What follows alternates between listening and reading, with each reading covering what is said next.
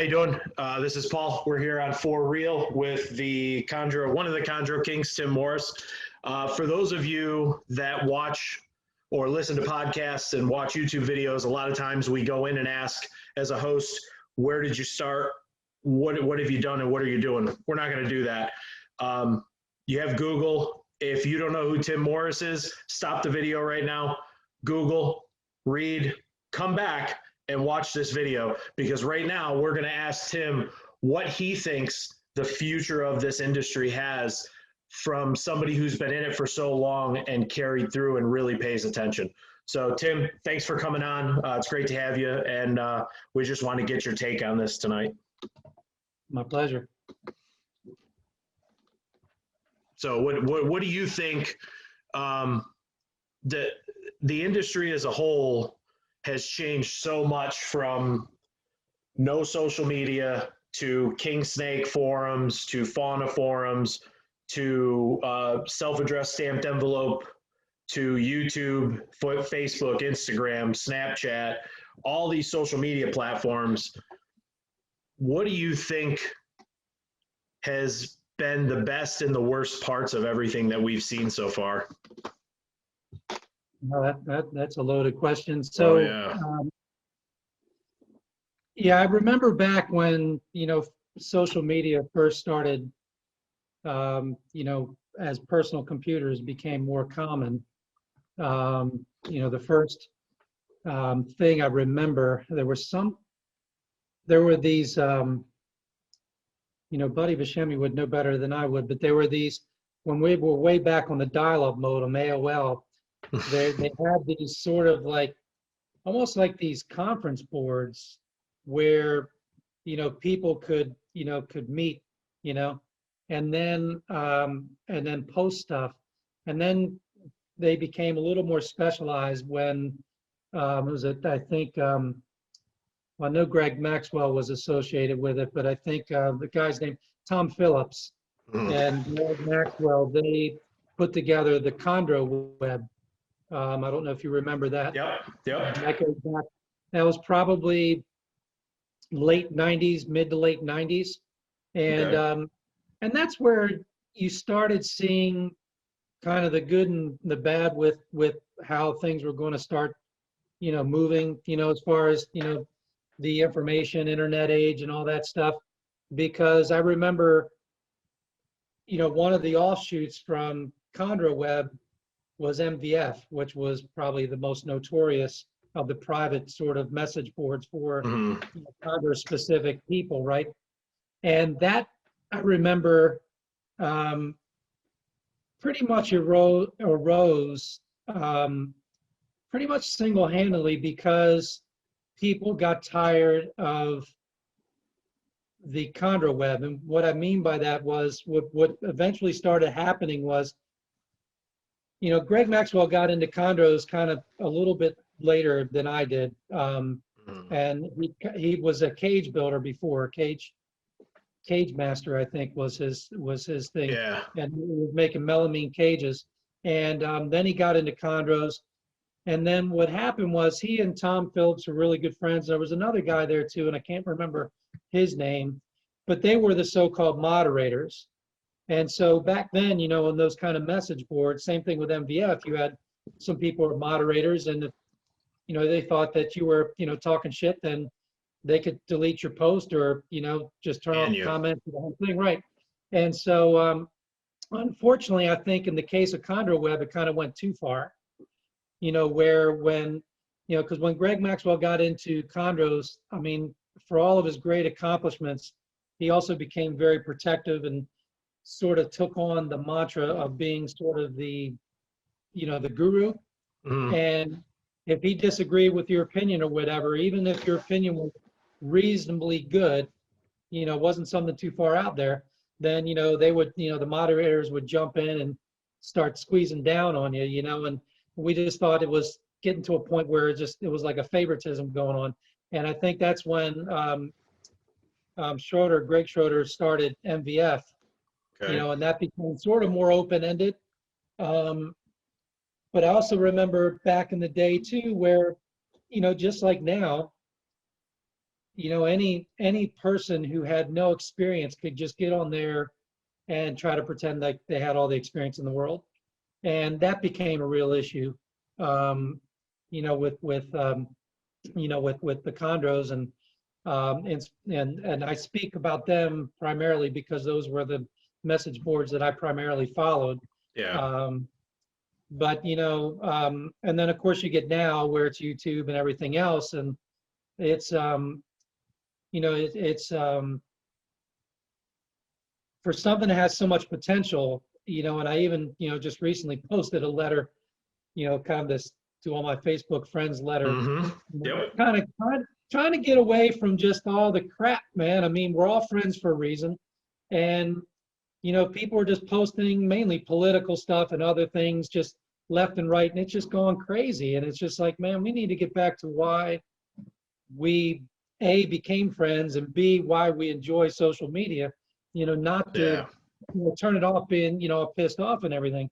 So, so really it's just a heads up. And, and I guess fortunately or unfortunately, I've got a lot of friends that aren't really true friends, you know what I mean? Like, and I don't want to say that in a derogatory way. It just, there's a lot of people who hear about me as, because of my skateboarding past, and there's a lot of people to get into it.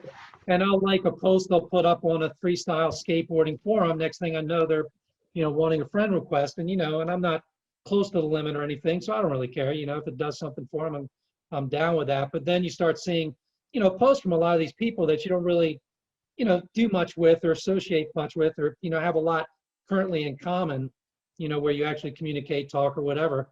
And so, I just kind of wanted to get back to just get on there to seeing what people were doing, see the cool animal things, the cool skating things, and other, stuff like that. But I mean, I was listening to a podcast, that just illustrate. I know you've been, very vocal about, the stuff going on with YouTube and the crazy stuff, particularly with regard to, the venomous snakes and free handling and all that. And but even to a more minor degree, there's a guy up here in Jersey. His name's Chris, I believe, and he runs a conservation, I guess for lack of a better word, a conservation farm, tortoises, Garden State tortoise. Okay. And yeah, Chris Leone, and a super guy. I've been trying to pin him down for an interview for Justin's magazine, because he's got a lot of great stuff. And and he's one of these young guys who, I mean, just his knowledge level is just so incredibly deep. And I'm like, how in the world how do you know so much about all these turtles? I mean, I know you keep a lot of them, you've been working with them a lot, but I mean, just very articulate and just a lot of good knowledge. But I was listening to a podcast the other day on him, and it was really sad to hear that he was talking about how, and this is a guy who does so much for conservation, puts out some quality video content. Yeah, definitely. And he's talking about how even he gets these people, leaving comments that are negative and just totally off base.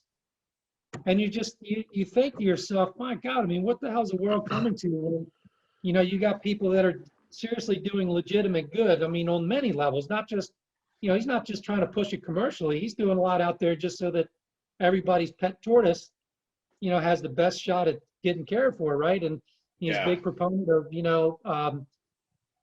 having, setups and, indoor and outdoor that mimic, conditions where they can, exhibit naturalistic behaviors. And I mean, how can you rail against anything that he stands for? And it was just sad to hear that even he gets run down, or was talking about being run down a little bit by some of the negativity that sometimes comes into, some of the comments and such that people leave on the videos. So, it's funny that you say that, because I commented on how you have like the hashtag reptiles on Instagram and hashtag this and sometimes they're just kind of reposting other people's stuff. Well, they had reposted an image of an individual, and I won't use his name, but they reposted this individual with probably a 10-foot king cobra wrapped around him twice, and it's in his hands, and he's standing like this with it. And I said, man, this is, I commented and said, this is, you guys that are all saying how awesome this is what potentially could hurt our hobby. These are the things that we need to be careful with. You know, it's great that he can do this with his animal. If you want to do it behind closed doors, you know, that's your choice. But when people start coming back and saying, oh, you don't know your animals, you're not one with your animals, you don't know the behaviors. Well, you know, I've learned from Cody as my mentor, and I've seen the good, the bad, and the ugly. You know, I've seen an animal that was absolutely mellow and calm just decide, I'm going to bite the hook, or I'm just going to freak out. So when you see people defending that, it stinks that the people that are doing the wrong stuff are getting all the defense. And somebody like Chris, who I've watched probably a good dozen of his videos, especially the pancake stuff, he is so detail oriented and gives such a great synopsis on everything that he's doing that sucks that somebody could even find something negative to say. Like, I don't get that, you know. We all have our faults. I'm going to hear a ton, I'm sure. And to be perfectly frank, I don't care. Yeah. You know, I don't depend on the reptile industry to pay my bills. I have a professional life outside of all this, but I love this industry and I love the people that I'm friends with, and I care about them, and those people that have businesses I care about. So social media, I think it has its ups, but man, it can really be a downer.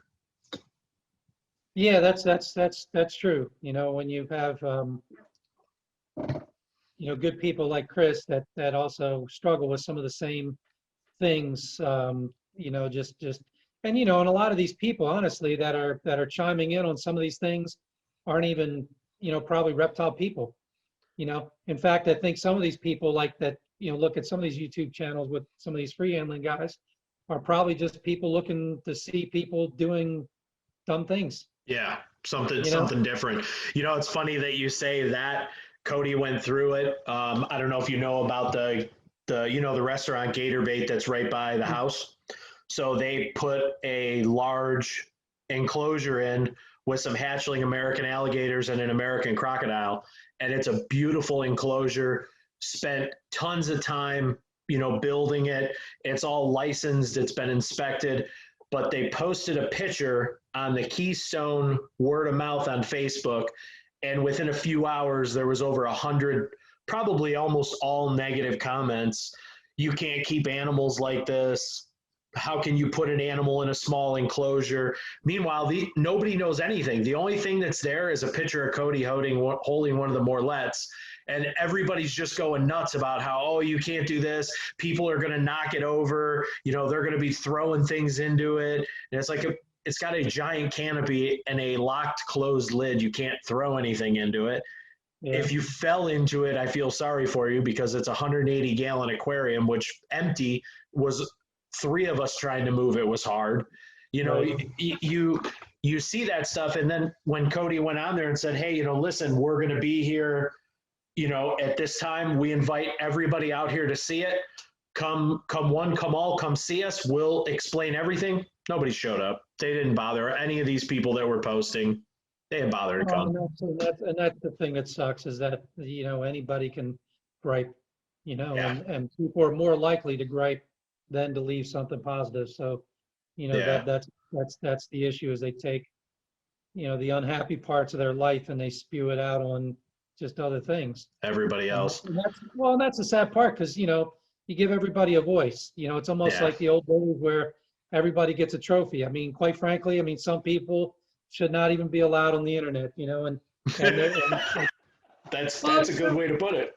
Well, you know, but you know this, and I hate to, you know, even steer this in the way of politics, but, you know, people were up in arms about, you know, certain politicians being cut off of social media. And, you know, I mean, if it's misused, to me, it's misused. I wouldn't mind seeing some of the policing of it. I know people get all overboard about being watched and all this stuff. And it's like, fine, if you're that, you know, paranoid about it, there are other search engines you can use. There are other means you can use where, you know, you're not being followed. But by and large, I could care less if they're following what I'm doing. I'm not, you know, I could, you know, It doesn't bother me in the least.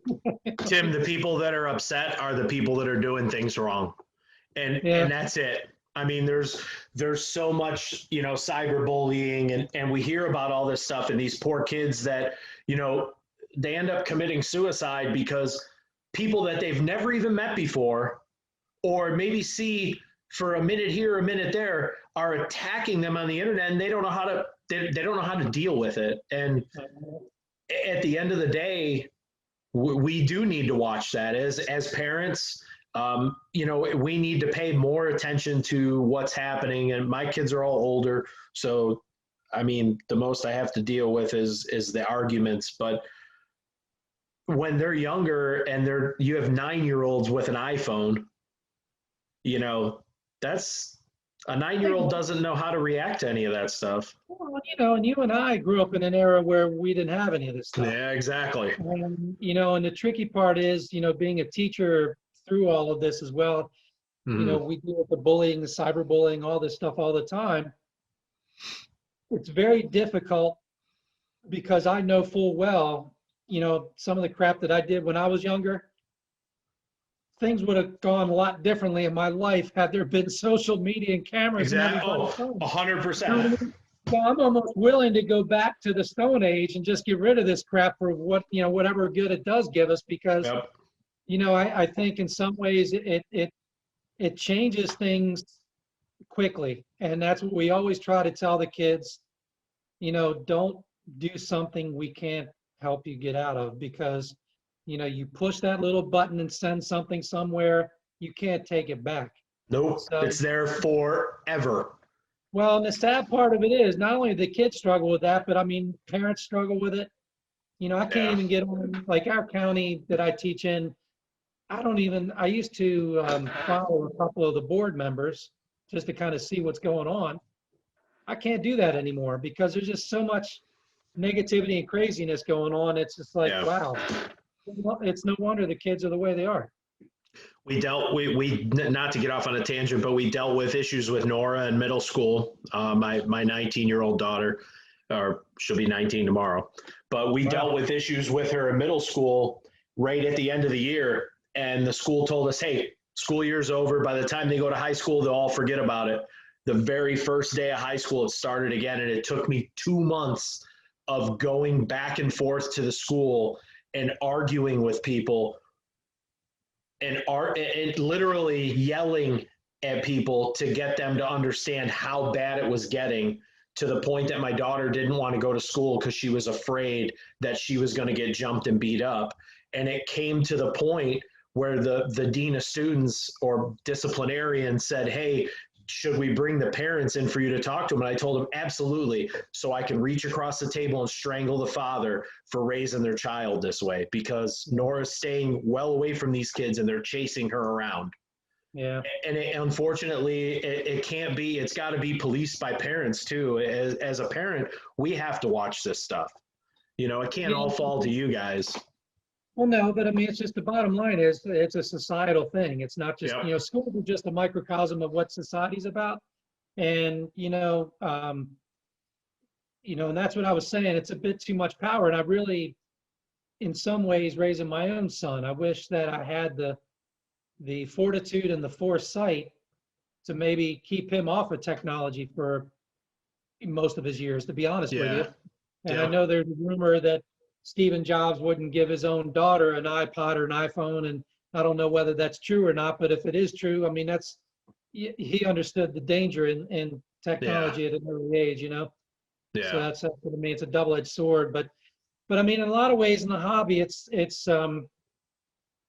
you got the good things like what Chris does, and there's certainly others that do similar type of things. Like I really enjoy, I don't know if you watch, there's a really awesome kid in Georgia. His name's Noah, NFK Herping. Oh, yeah. Yep. Yeah, I've watched a lot of Noah's stuff. I've actually chatted back and forth with him. He's got some pretty good videos. He finds a lot of stuff. Oh, he finds a lot of stuff, but he does things the right way. I mean, his knowledge base is good. Mm-hmm. He's respectful to the environment, to the animals. I mean, I mean, he's a great ambassador as a young kid. He's very mature and very, very level for his age, I think. Yeah. And he could easily, with the following he has now, could easily go to, more clickbait and that kind of stuff. But he goes out and does his thing. And man, Yeah, he stays true to what he does. Stays I true got to himself. Yeah. utmost respect for that guy. Yeah. So with all this, another good question is, and I saw a post the other day on Facebook, and it pretty much said, as reptile keepers, it seems like we have 3 levels. You have the beginner, the intermediate, and then you have the OG people that have been doing this for a long time. And it seems like on the intermediate level, they are constantly bashing the new people and disrespecting the older people or the more experienced people in the hobby. And I guess when I see I base my judgment of people on themselves. If you're a bad person, you're a bad person. There's no getting away from that. If you've done stupid things, you win stupid prizes, you earn that. So I guess I can see where an intermediate would disrespect somebody that shouldn't be there, a criminal, a smuggler, whatever. But what bothers me the most is that all these new people that come in, they're excited. If you could go back to that first animal and relive that excitement, that's what they're going through. And I think some of these intermediates are so wound tight and don't want anybody to do what they're doing that sometimes it hurts. I think it truly hurts us. What do you think about that, more or less that analogy? Is it accurate? I mean, I'm sure it does happen, and I mean, I've seen, some things like that along the lines when I used to follow the Chondro forum and things like that, MVF occasionally. But yeah, I mean, there's definitely 2 ways of handling, questions and things like that. I mean, I always look at it from the standpoint, because I always try to incorporate, as I did today. Actually, we ended our first half of the year this school year. So starting next week, I get a different set of students. So one of the cool things about being virtual was I took my kids today, and there was actually some kids from few of my other classes joined in, and I took them on a tour, the reptile setup that I have here. Oh, that's cool. And I spent like an hour with them, and even my principal hopped on in there.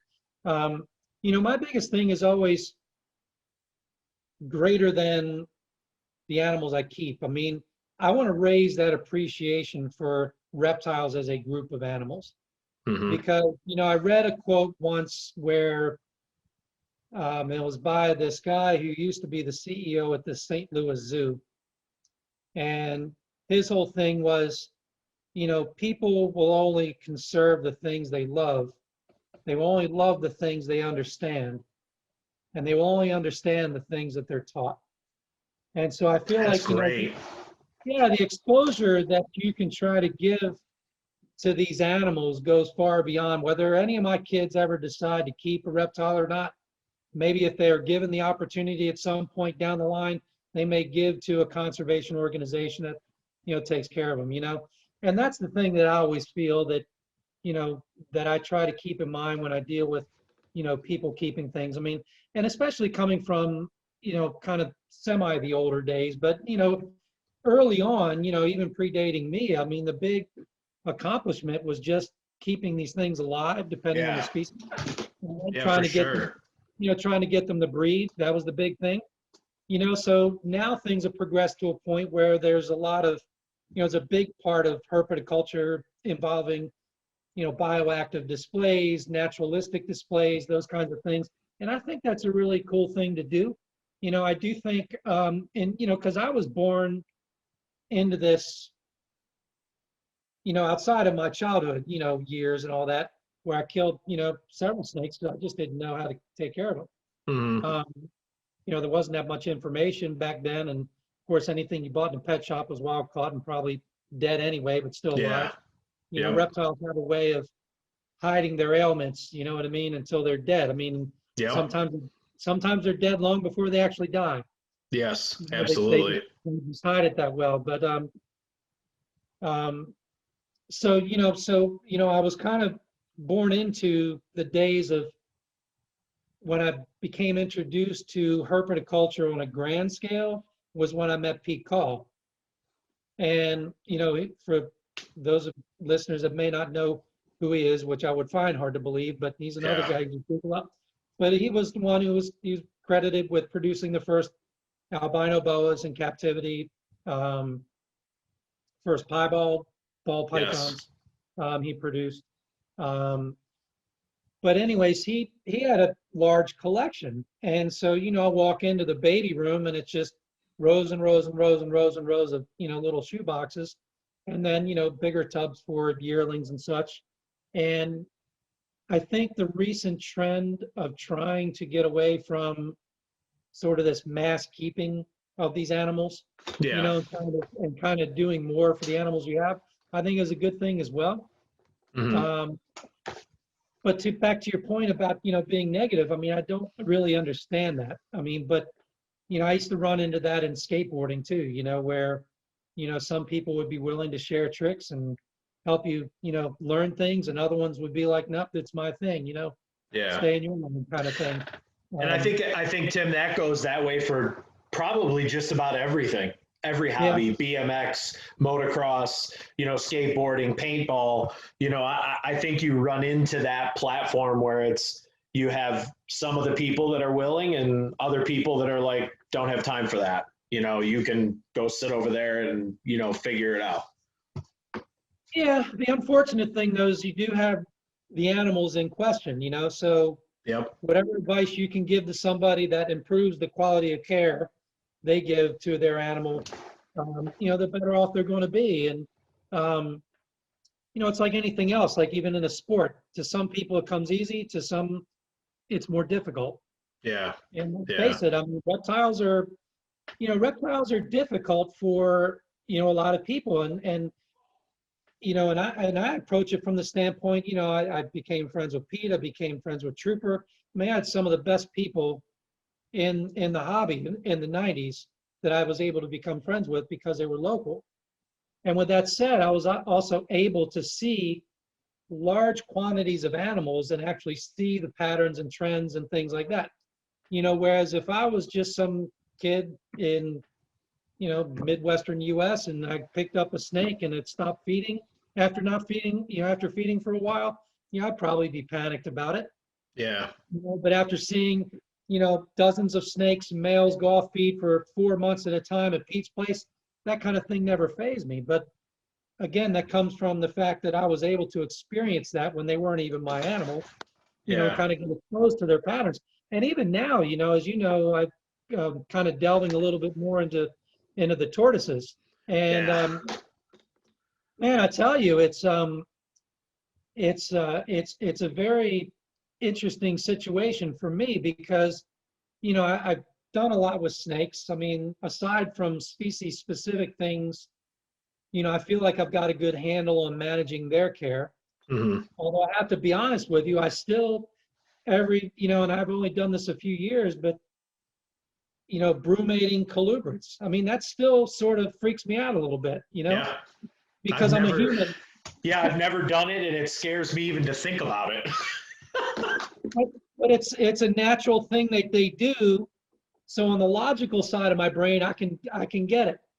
But on the other side of my brain, I'm like, man, this just doesn't seem right. Yeah. And it's the same thing with like the turtles. And Chris is like, well, Herman's tortoises, they can stay outside in the wintertime. And I'm like, man, I don't think I'll ever see a tortoise outside in the wintertime. I just don't think I could stomach it, And I did keep for the first time, my biggest pancake tortoise outside in the summer. And that was a great experience, really was. But then when fall came around and temperatures started fluctuating a lot more. I talked to Chris. I was like, what time do you sort of pull the plug and bring these things inside? He goes, well, when temps start getting the low 40s consistently. I'm like, oh man, I don't, when it got down to 50 degrees, I brought it inside at night. I Yeah. couldn't take it, And so, and that's the thing I admire about Chris is he understands what he's doing with the animals is not outside of the conditions they're accustomed to dealing with. And Yeah. sometimes I have to wrestle with my own brain, and I think maybe that's why tropical species like chondros are always so easy. You only had to cool them down to 70. Yeah, exactly. That wasn't a big deal. But when you're talking about putting, snakes down into, the low 50s and such, and, turtles being outside when it's freezing outside, man, that's a hard thing for me. And so it's been kind of a new experience in dealing with animals where they do, especially I've got several baby pancakes and a baby Hermans, Yeah. They require pretty much daily care. Yeah. And and honestly, you can't really go anywhere, without having somebody come over because on several occasions I've walked in there and one of the damn things is flipped upside down. I'm like, man, how the hell did you do that? Yeah. When they get older, it seems like that happens less often, but babies, they and sometimes it's even just crawling up the side of the tub and they just flip backwards. Yeah, we have a couple redfoot tortoises, tortellini and ravioli, mine and Nora's, and they're not too bad. But we had another small redfoot before, and it would climb up that half log and then go over the top and roll down the other side, and 50-50, it'd end up upside down, and you'd come in and it'd be wedged like this and not able to move, and you're like, what? If you were gone for any length of time, you're done for. And we've always had that conversation is between the two dogs. Unfortunately, Anna's rabbit passed away, but with all the animals, it's like, a boa, a ball python, something like that, that you can feed once, give it water, and it's probably good. You really can't leave dogs and even the tortoises. And I have a pair of Central American wood turtles that I got at the Daytona show that are super cool. They're cool. Yeah, they're neat. They're funny to watch. I'll walk out there and they'll pop their heads up and make sure I'm not feeding. And if I'm not, they'll suck their head back down and you don't see them for days at a time. But you're right. You can't leave this stuff. And back to you said something about the bioactive stuff. That was another question: is what do you find? What do you find more? What's the word I'm looking for?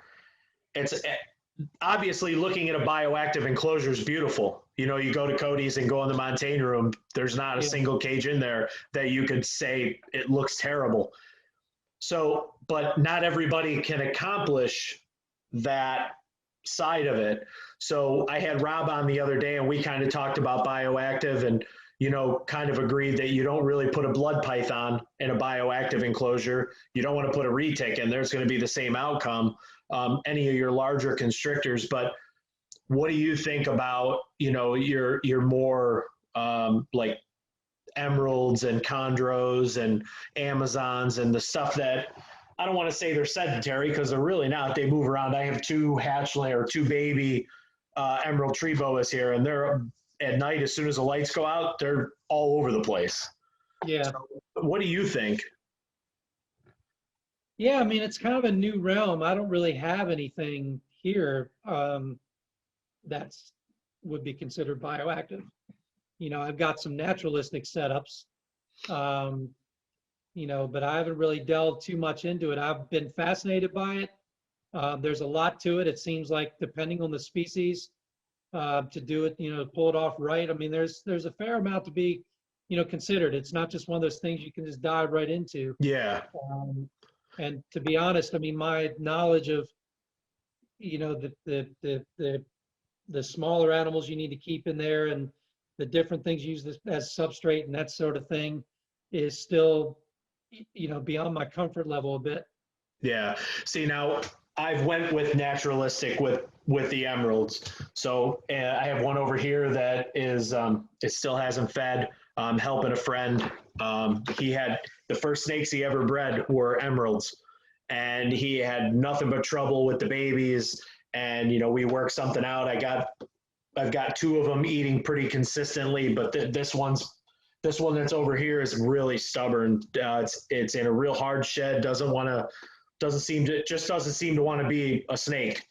So these are more, this one's more of just bedding and some PVC, but the other one, mine, I have some nice branches and stuff that more of, like you said, naturalistic. I do have a plant in there. It has the bio layers, but I don't have any bugs or anything else in there to be bioactive. So I think that's a big misconception with people too, is what's the difference between bioactive and naturalistic? There is a big difference. When you're bioactive, you have live organisms. And I think when you're naturalistic, it's a bit easier to pull off. Like I said, I have a really nice plant inside mine, a really nice like vine type ivy plant that should start to grow up into all the tree branches that I attached to the glass, for the reason that the snake likes to be up there. And all I did was put a PVC drain in so that this way, if I overwatered or there was too much water in there, I could just take some of that water back out. I didn't have to really truly worry about, anything crazy. Yeah. So, but that's thanks to Cody. He's you have that exposure right with him, and that helps out a lot. That's part of your ability to do when you were doing the mentorship program through, with him and everything else, that you were able to kind of see these things. And that's sort of the same as I was referring to earlier about, my exposure with Trooper and Pete and even Ralph Davis, just seeing their setups, back then and seeing all these animals and understanding them from their viewpoint helped, push me along, much more quickly than had I, try to do things on my own. Yeah. Like I said, I don't know if I saw the meme and I thought, it somewhat makes sense. I've seen other posts on other forums that I'm in where I actually just saw one today where one of the more advanced people on the forum was like, hey, do you guys know if there's any other advanced forums? I'm sick and tired of people asking this question or that question. I'm tired of seeing it. And everybody kind of jumped on him and was like, hey, without the new people here, there's not going to be any of us. So if you don't want to answer the question, just scroll past it. Yeah. What's the big deal? There's nothing saying you have to answer the question. The guy was like, oh, no, you're missing my point. It's hard to scroll through 100 comments to find one thing, and it's like, well, everybody's got to start somewhere, man. Like, I get it. And be like, okay, we'll just spend your time doing something else then. Yeah, exactly. So how many tortoises do you have now, Tim? So I've got 6. I've got one 4-year-old pancake, and then 4 under a year old, and then 1 Herman's. Nice. They got a lot of personality, the pancakes? Yeah, it's funny. I think the Herman's has more. The Herman's definitely a little more outgoing. Mm-hmm. The pancakes spend most of their time more or less just, hiding under the rocks. Okay. If you give them the right cover, they'll come out and eat, but then they bolt. Okay. I've got, one, it's actually the smallest one I have is actually probably the most gregarious one I have. Okay. That one will come out and kind of, put its mouth open and, follow you around until you feed it something. That's funny. Yeah. Well, but then the Herman's is always out. The Herman's is out all the time, just cruising around, and I'll throw some sprigs of live plants in there throughout the enclosure, and it'll go around and chop them up like Pac-Man. And okay, that's cool. Yeah. So what else are you working with right now? Anything new? Well, I've got the annulateds together again. I'm hoping to get some more of those this year. They've been breeding like crazy, so I'm hopeful that'll happen. Okay. Getting ready to brumate some colubrids. I produced some hognose last year for the first time. They were a lot of fun. The babies fed real easily, so I'm going to breed them. Yeah, I mean they just took right off. And the funny thing is that it was really my first year of getting good babies, and so some of them were, to my surprise, very small. I mean, some of these things were 3-4 grams. Wow. I mean, they were tiny. Scary. Yeah, but they were eating pinkies that were almost as much weight as they were, and just pounding them right down. It's funny. That's awesome.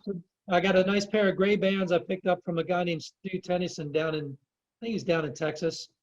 So I'm going to put them down and give them a go. And I've got some northern pine snakes I normally keep in a classroom, but because we haven't been in there, they've been here. So I'm going to put them down and breed them. So mainly some, colubrids and hopefully some annulateds.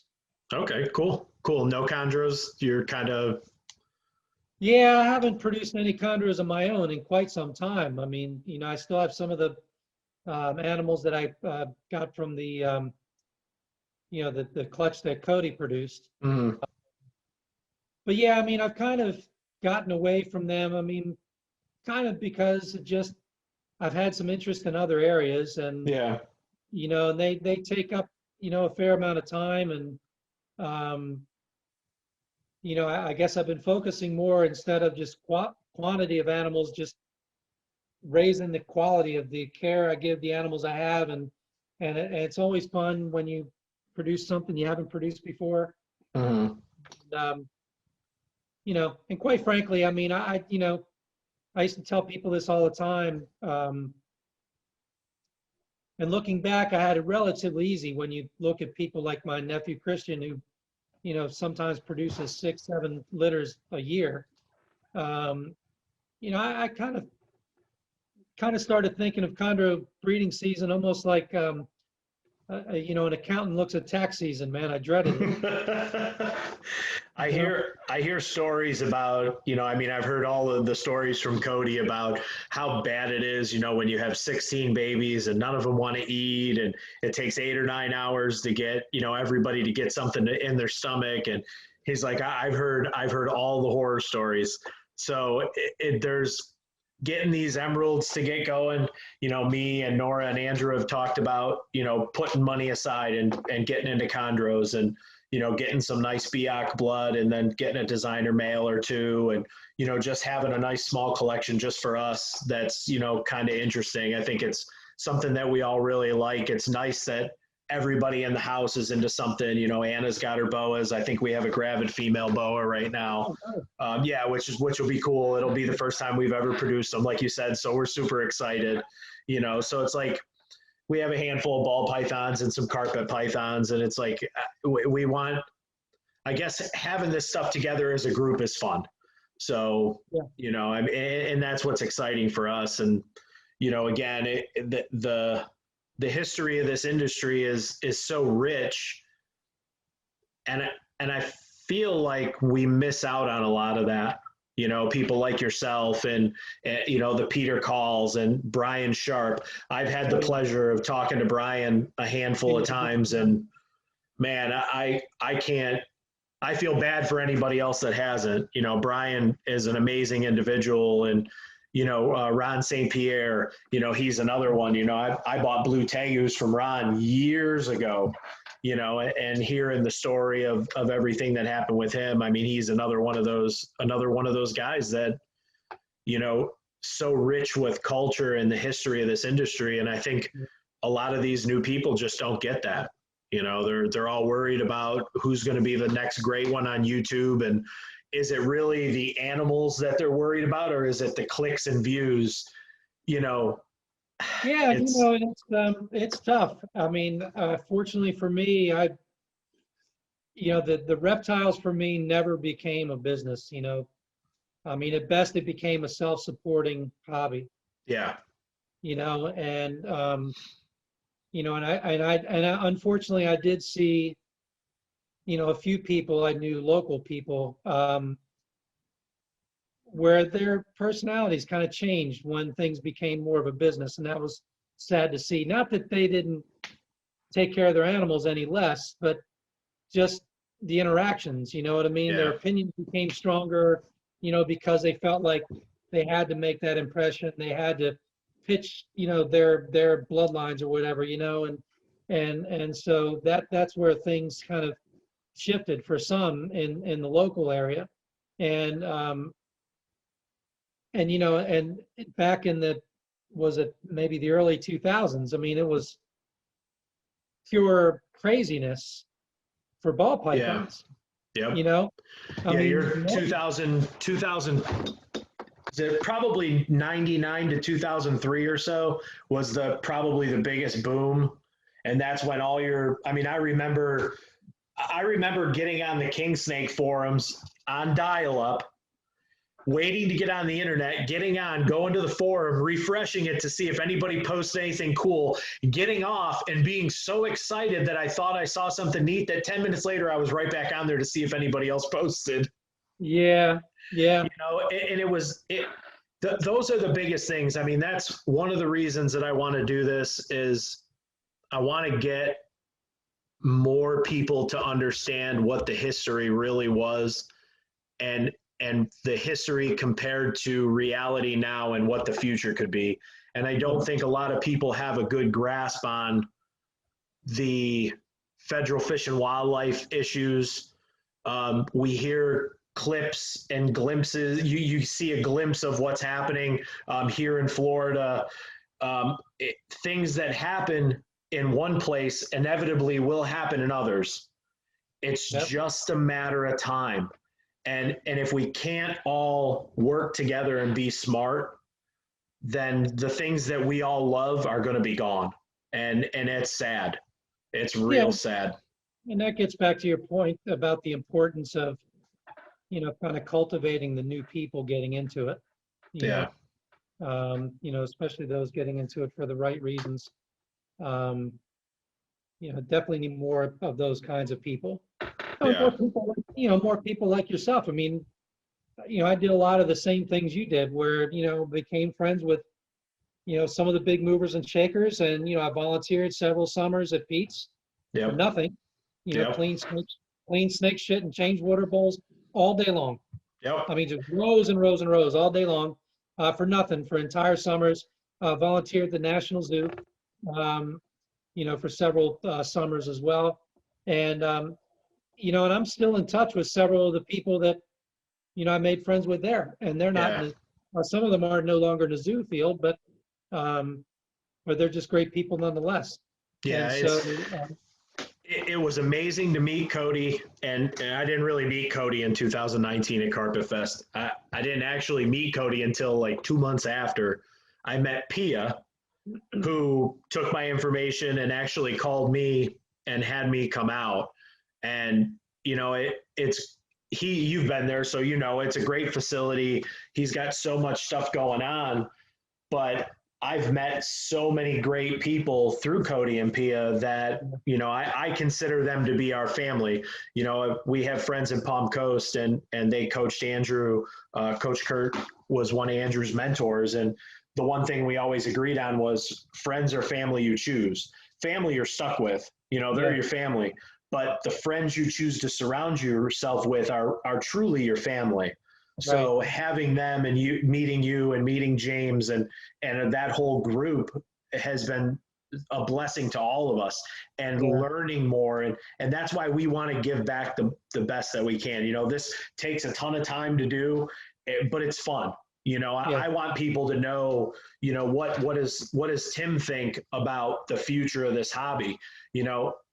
That might, if it can change somebody's perspective on things and give them a better, hey, you know what, maybe instead of buying that extra snake, I'll invest that money into lights and caging and better food or whatever, instead of buying 2 or 3 more animals for that volume. Yeah, it's a good point. I mean, that's certainly something I've, tried to do is, like I said, improve the care of the animals that I have. I definitely do think that, I can't say that snakes necessarily seem to mind, but there's certainly some, something to the point about trying to give, animals adequate, room. I know Tom Crutchfield's been a big recent, proponent of trying to get people to do sort of the same thing, just, give your animals the appropriate, accommodation. And, and I definitely don't think that, and I probably catch some shit for this, but I don't really care for ball pythons a whole lot. They just don't do much for me. I mean, I love all the different color variations. I have a few token, piebald ball pythons. I've always loved those. They were hands down my favorite ones, and even back in the day when Pete paid, he was paying 25 grand left and right to get that colony together. Yep. And but I guess my point is, though, even they don't deserve to live in a shoebox for their entire life. Yeah. But with that said, I remember, having several conversations with Ralph Davis, who Steve and Pete, in the ball python world, and produced a lot of amazing stuff, back in the early 2000s. And I remember having conversations with him about what he does with ball pythons that refuse to feed. He would continue to put them in smaller and smaller and smaller containers. Yep. Eventually, they would start to eat. Yeah. And so there is a security thing there. Snakes do like, especially like ball pythons, terrestrial animals, most of them do like to feel all of their surroundings. And so Yeah. for them, they may prefer something smaller over something bigger. Much like a chondro, one of the big things I remember in keeping, chondros, the big thing was trying to design your enclosures so that the perches were removable, because the perch is their security. So it's a lot less stressful to take the animal out on the perch than it is to pull the animal off the perch. Yeah. When it's in the cage. Yeah. And I see that even some with my animals. I was actually explaining to a couple of my students today, back in the fall, I had an extra 4-foot long cage, and I've had a male Brazilian rainbow boa that a friend of mine produced. He gave it to me years ago. So he's pretty much a full-grown adult male, and I had him in a tub, and I thought, you know what, put him in this 4-foot cage, and I could swear to God he hates it. In fact, now I've got 2/3 of the glass covered with like this green poster board, because anytime he would see you, he'd start striking to the glass. I mean, he was just so out of sorts. And I was like, damn, you probably were happier in the damn tub, even though you had a lot less room. We produced a clutch of retics, and we put all the babies in 6-quart tubs. And after about 3 months, I thought, well, you know what, I'm gonna take a couple of these and put them. I had a small rack of, I think it was 6 15-quart tubs. I said, I'm gonna grab some of the bigger ones and put them in those. Whew, they stopped eating. They immediately, if I'd open up the tub, they'd shoot out, try to bite. Completely changed the whole. I put them right back into the 6-quart tubs. They calmed right down. They fed right away. They had no issues, and it was like, wow, that was a real mind-numbing experience. And I hear the same thing about blood pythons. Yeah. Blood pythons don't like glass front cages. They freak out. They're more secure in, like you said, they're put them into a tub. It's dark. They can bury themselves. We were at Stephen Tillis's place, and he was showing us, and I thought, man, this is neat. It looks like the animal belongs in that tub. Like they blend right in. But I agree with you. We got rid of all of our rack systems. I do have 12 or 13 ball pythons. Nora loves piebalds. That's her favorite. Yeah. So we have a bunch of them, but they're all in glass front cages, which I think some of them don't like it. They stay in the very back out of the light. They don't like, they usually don't come up to the front.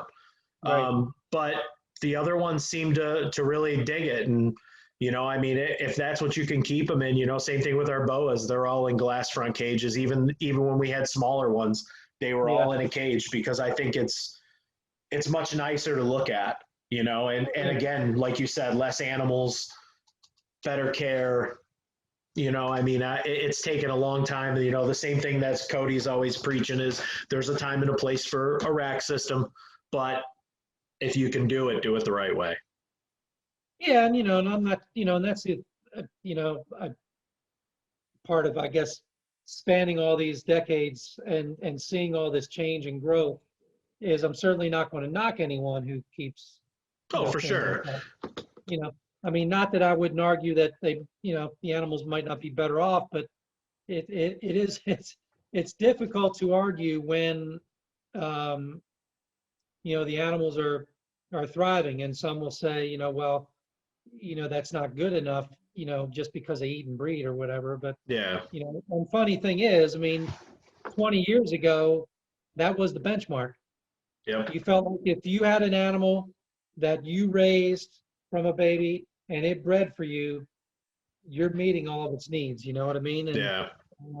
and I definitely think, like in the case of mambas, retics, I definitely think there are some snakes with a little more, I don't want to say intelligence, but a little more, almost like a need to have a little more space and a little more Yeah.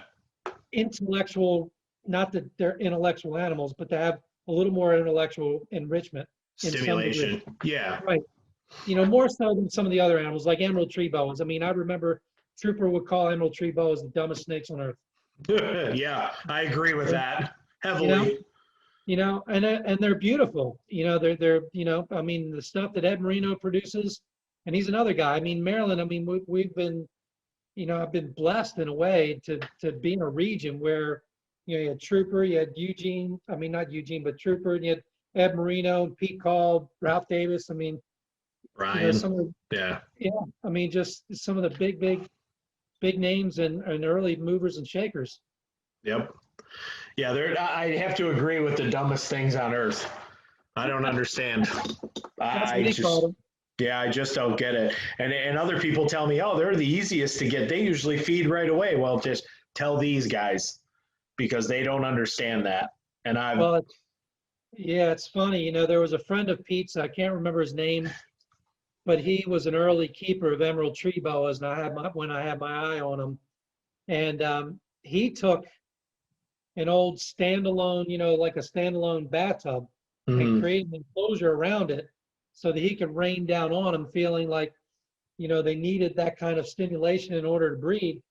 Trooper, I remember, told me a story of a guy who had a pair of emerald tree boas, could never get them to breed, put them both in a pillowcase, put them in the back of his car, went out driving for like an hour, came back, and they were locked up.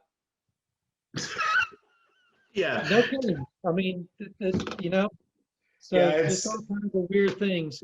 And yeah, Trooper's not one to tell, tall tales, so I would tend to believe what he says. yeah, you never know. I mean, it's odd. They're animals. They can't tell you what they want. Yeah, I mean, it's it's one of those things that you either provide the right environment, like you said, the benchmark years ago was if you bred that animal, then you're doing everything you need. But you're right, times have changed, and I think there's a lot of Google University graduates that will sit back and debate with you every little thing. You're not providing it with a big enough cage. You're not providing it with the right kind of food. You're not providing it with the right light. You're not providing it with the right heat. And it's like, well, I can agree with you because the animal is from this place and I don't live there. So, yeah, but you give it the best that we have.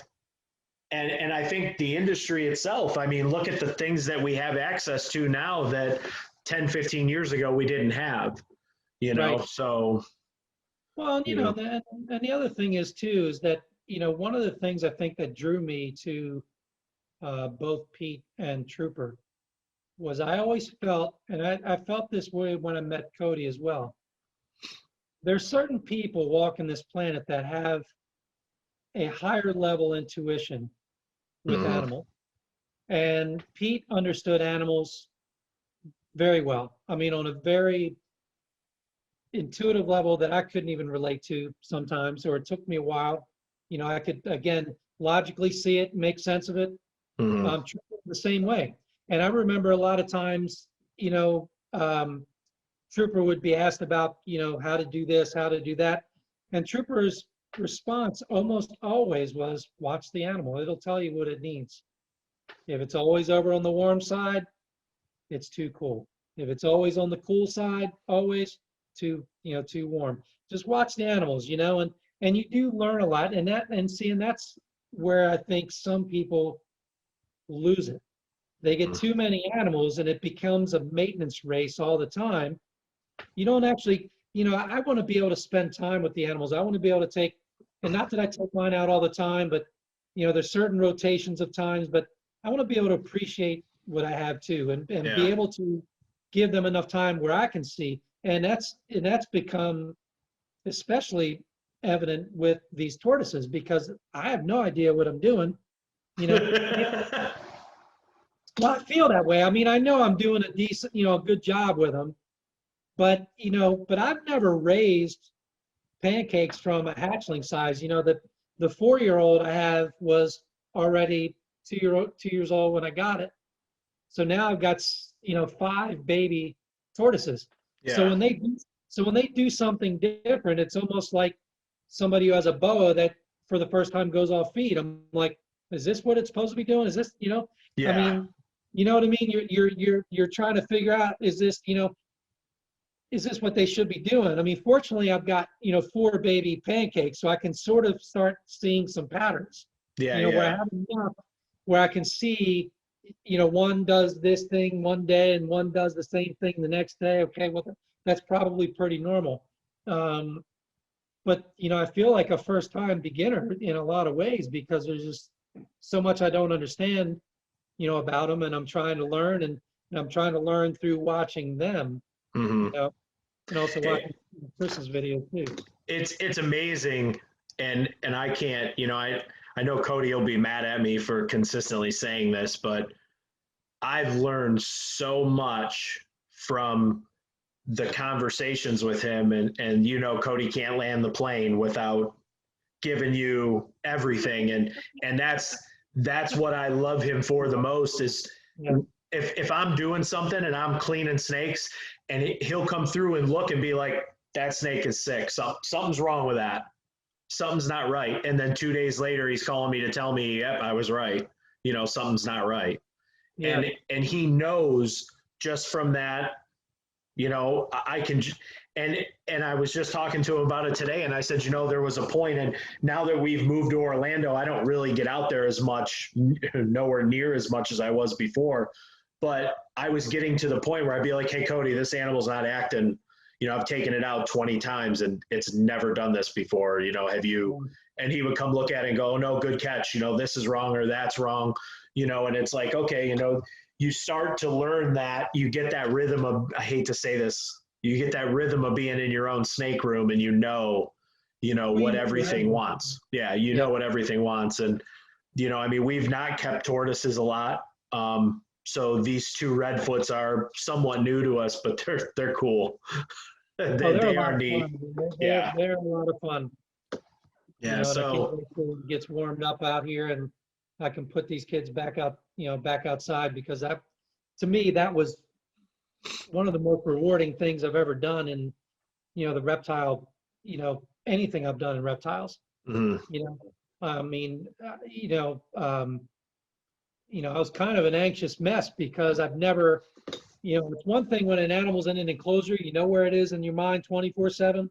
Yep. But when an animal's outside, you're wondering, like, all right, man, is it good? Is it good? Is it good? I mean, it was so crazy just to see how I dealt with things. I mean, like I said, in so many ways, back to being a beginner with this, and I do like the challenge, but it is, it wears me down a little bit from time to time.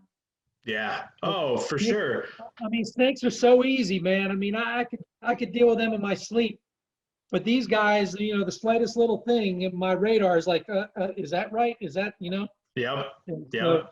And that's like you said, keeping snakes so much easier than having, I mean, we love lizards, but it's like, so much more work. And, I mean, you just get to that point where you're like, okay, I don't want that extra level of, I mean, like I said, if it was just me taking care of everything here, wouldn't happen.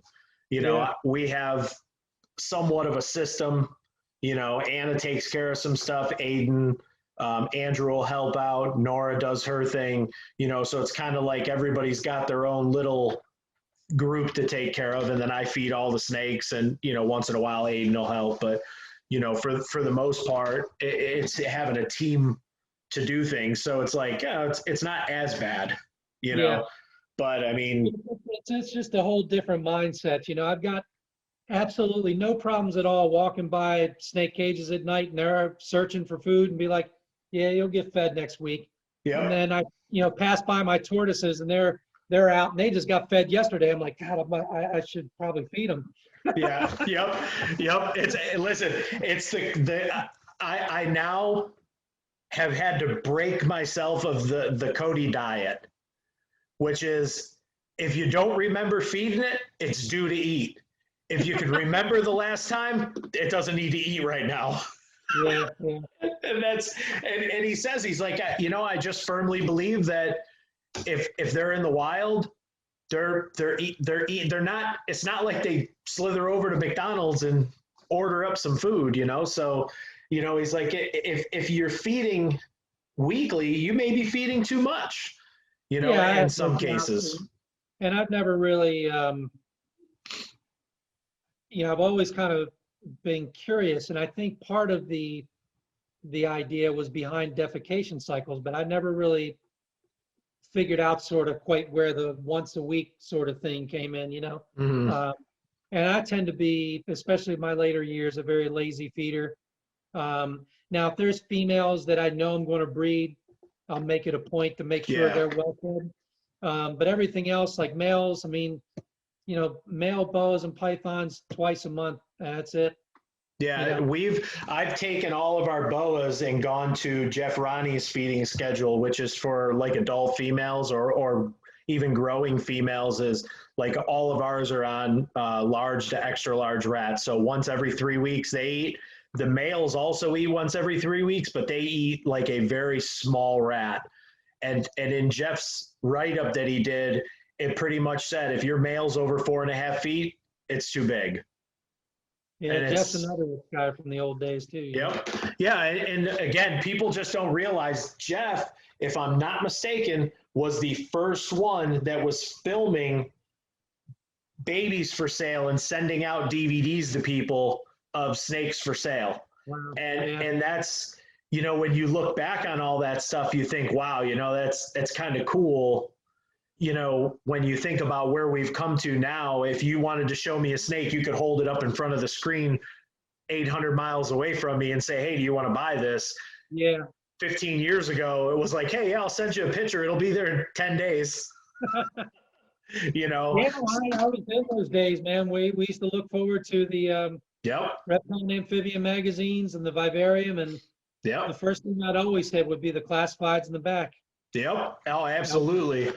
Absolutely. So, well, Tim, we can kind of close up. I think for those people that have now probably maybe stopped and gone and did a little bit of Googling and come back to say, wow, this is the accomplishments that you've had have been spectacular, Mr. Blue and some of the different chondros and, the things that you're doing now, I think are pretty cool. No matter what types of animals you keep, if you can give the proper care and you like them, then what does that matter? It really doesn't. Everybody needs to, I think, jump off the I'm better than you train and get on the, hey, we're all one, so.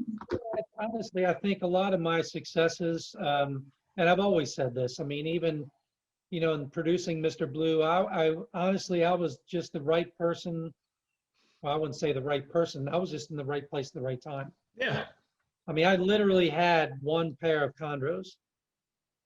And that was it. But that's, listen, at the end of the day, it's everything that you were in the right place at the right time and purchased the right animals. There could have been 10 animals there in front of you. And if you don't pick those ones, it's like a crapshoot, and it's like that with everything. And that's like you said before, the colors on the ball pythons. Out of all the ball pythons we have not one ball python that is the same. Yeah. Nothing. Everything is something different or has extra. And I think that's the coolest part about a ball python is, very similar to a corn snake. There's so many different things that you can do. Right. It's just that cool factor, Yeah. And I think, like you were saying earlier, I think, and also for me personally, I also feel like a lot of my good fortunes or even reputation, a lot of it is based on the fact that, I always try to throw out, positive things and try to be supportive as best as I can. Mm-hmm. I've never found it to be productive in any way to put anybody down, to put anybody's bloodlines down or anything like that. I mean, it just doesn't, it just doesn't really go anywhere. And I think that, even in my early breeding successes, I I didn't do anything. I Yeah. mean, in terms of promoting me as a chondro breeder, I mean, my reputation for the most part, I would say, was in large part due to, the people I sold the snakes to early on. The snakes spoke for themselves. They spoke for Yep. me. Next thing I know, here I was. I mean, I didn't do any advertising. I didn't, try to blow smoke up my skirt or anything like that. I mean, a lot of what I did, I feel like what happened to me was just the promotion of just the people that I, sold to. Yeah. A couple cases where people who, lost an animal, I replaced it, didn't ask any questions, and again, part of that comes back from the fact that, I never saw it as a, business. Yeah. So, but, people learn, people make mistakes. I mean, Trooper and Eugene will be the first to tell you, they killed way more chondros than they ever produced. Yeah, yeah, I've heard that. I've heard Yeah. somebody else said that as a direct quote from Eugene. So it's a great industry, and I hope we can get more of these videos out, and if we can change the mind of 10 people, and put a positive spin on things, and they can grasp something a little bigger, maybe that'll help us, in the long run. Yeah, I think So. some people maybe need to dive outside of their own zones a little bit. Mm-hmm. One of the things that's kind of, pushed me a little bit is getting into some different things, the annulateds, the tortoises. Intellectually, it helps me grow, Mm-hmm. to do some different things. So I think that's beneficial as well. And, and the other thing is, you're never, no matter who you are and what kind of reputation you may have, you're never outside the realm to learn from others. In fact, I Yeah. remember, one of the other of many things that, Trooper passed down along to me was, he told me once that one of the things he likes the most about meeting new people, getting into the hobby, is no matter what their skill level is, he always seems to learn something from them. And this is a guy who is credited personally with producing the first Komodo dragons outside of Indonesia. That's crazy. The National Zoo was the first zoo in the Western Hemisphere to produce dragons outside, of Indonesia. Yeah. And he was, and you will talk about intuition with animals, he was the one who basically created the conditions for the breeding and the incubation for that to happen. And so for him to say that he learns, and he was talking about something he had learned from me, and I was still relatively new. I mean, I was like, wow, here this guy, he's published, he's, on top of the world, I mean, and this was right around 95, 96. Yeah. When I invited him over to my house, we were actually going up to the Mid-Atlantic Reptile Show. It was called Mars. Okay. And this was before it became a bigger venue. It was one of the formative or first years. In fact, it might have been the first year. It was held in this Holiday Inn, this little banquet room they had.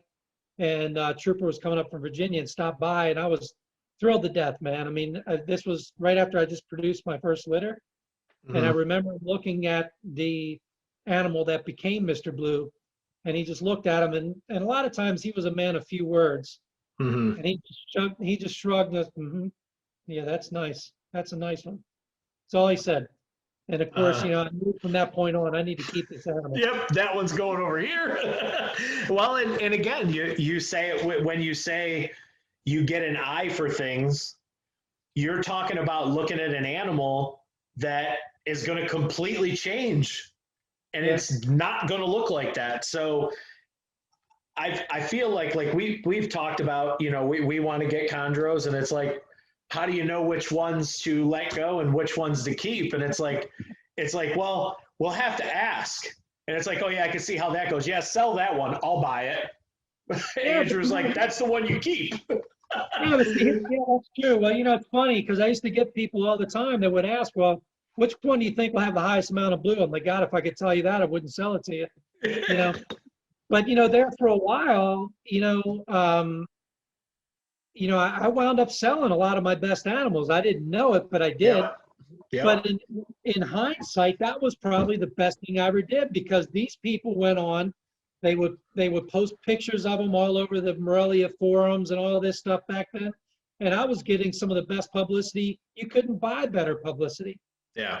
For all these people, and all these animals were turning out great. It was like, oh yeah, Tim Morris, he produces the best animals. And that's only because, of the 15 I produced, the 7 I sold to certain people turned out really nice. Yeah. Other ones turned out plain green, but these turned out really nice. They happen to be ones that were, people that were always posting pictures on the web and everything. Yeah. So through that, you built a reputation through the word of others. Yeah. It's crazy to think that something, like you said, something like that, you keep back so many of them and all the good ones go out. And I've heard Cody say that too.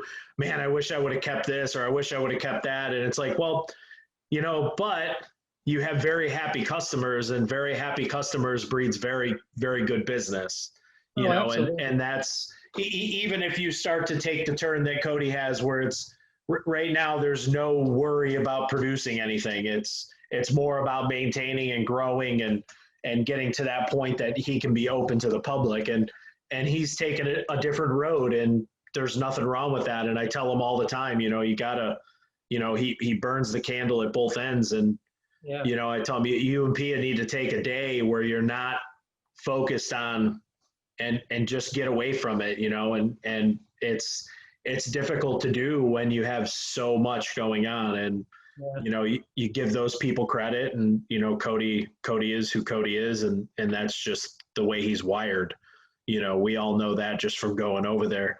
People come over to visit, and Cody's like, okay, you're going to do this and you're going to do that. And you go clean this and you go clean that. And we'll get all this stuff done, and then we'll have fun. And he just puts everybody to work. Yeah.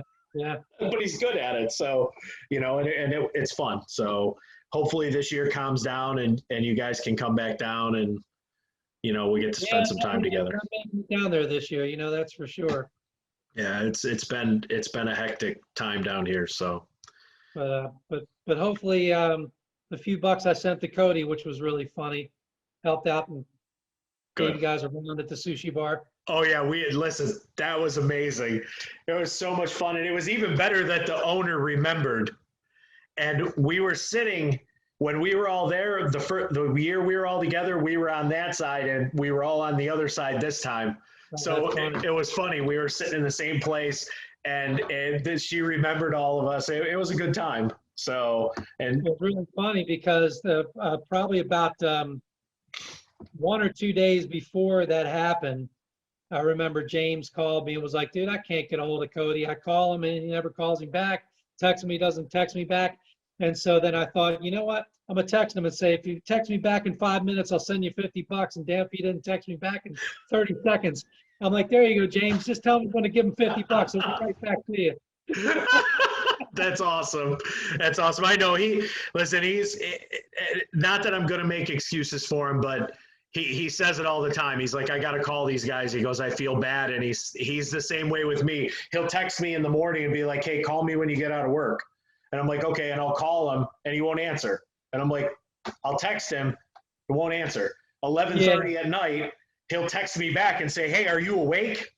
I'm like, no, I'm sleeping. I got to work in the morning. Well, that's funny you say that, because James will tell me, well, I don't know what the hell's wrong with Cody. He won't call me back. I'm like, honestly, I don't mind, because I don't have 3 hours to talk to him. That's it too. Anytime we get on the phone, man, it'd be like 3 hours. And I'm like, man, anytime I'd see his number come up, I'm like, do I got 3 hours? I'm like, no, I don't. I better not get it. Yeah, it's again, truly a blessing to have such great friends, and you and James and everybody. We miss you guys. So hopefully, like I said, make it down there, man. And I know Cody, you're going to see this, man. We punk you, but we love you, man. And as I said, I hold him right up there with Trooper and Pete in terms of people I've met that just have an incredible intuition with the animals, and Cody's certainly one of those guys who knows the animals well. And especially the dangerous ones really well. And Yep. That's a fact. Well, it's funny because I've been down there, I was down there 3 straight years, and on any given occasion, he would say, if you want to, get some hook time with this animal or that animal, I'll be happy to let you do it. I'm like, dude, I'm happy to watch you. You know what I mean? Yep. Because when it comes to things like, even like a little green mamba, I know in my own mind, I can't get out of my mind that this thing could kill me. And I know that's how it could kill me.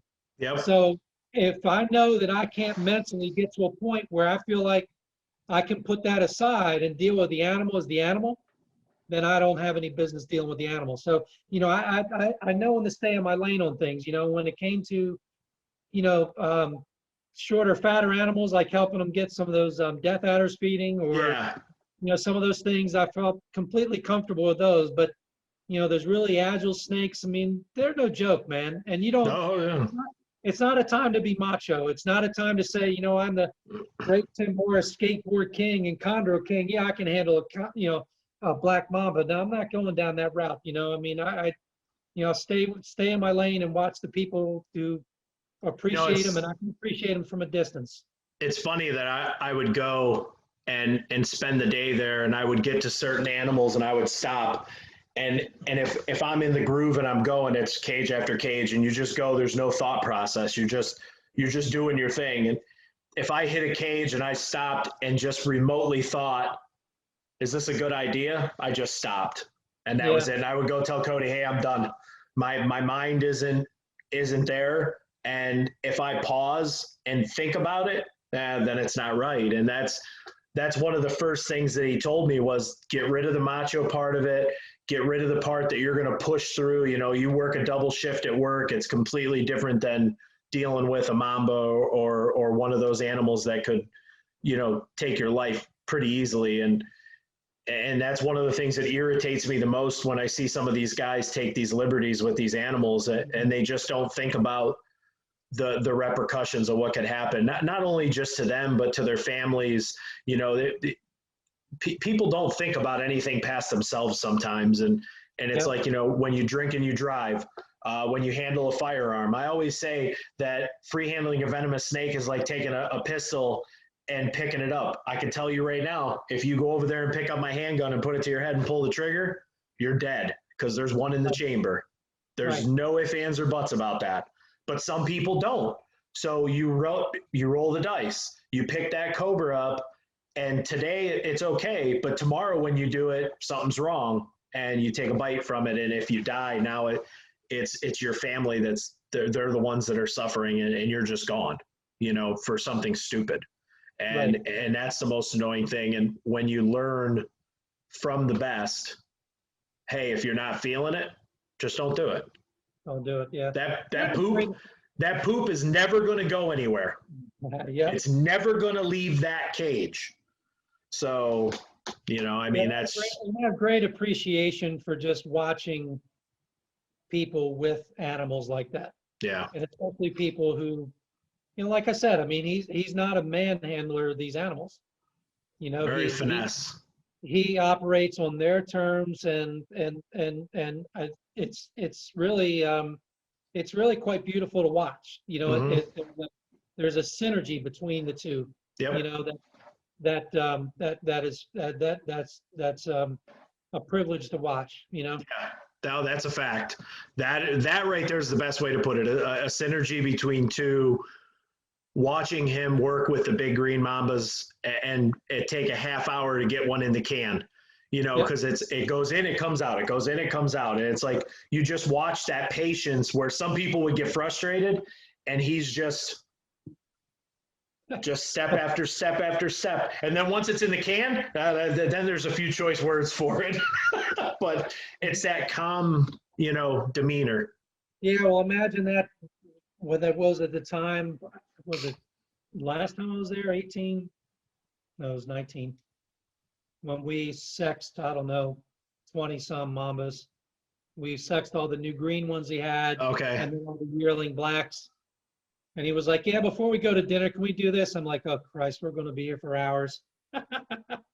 It took a while. We definitely got efficient at it, but I mean, you can't rush something like that. I mean, Nope. So nope, it's not reaching in and grabbing a ball python or a pine snake. no, So definitely not. But hey, Tim, thanks for coming on. It's definitely been great. We'll definitely do this again, but I think I want to try to surprise Cody, and maybe we'll get James, and then we'll throw Cody into it too, and we'll have some fun. Round table would be good. That's Yeah.